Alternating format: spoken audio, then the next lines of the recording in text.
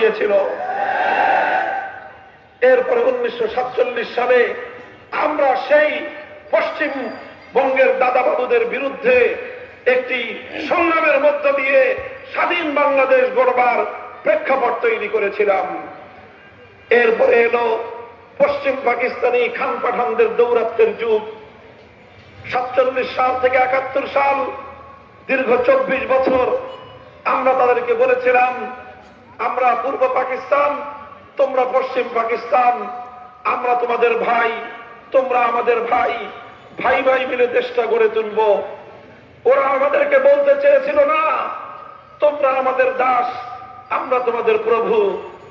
আমরা বলে দিয়েছিলাম মজলুম জননেতা মাওলানা আব্দুল হামিদ খানের ভাষায়, তোমরা যদি আমাদের প্রভু শাস্তে চাও তাহলে তোমাদেরকে আমরা সালাম বলে দেব। আমরা আজও বলতে চাই, আমাদের প্রভু একজন, আরশের উপর থাকেন।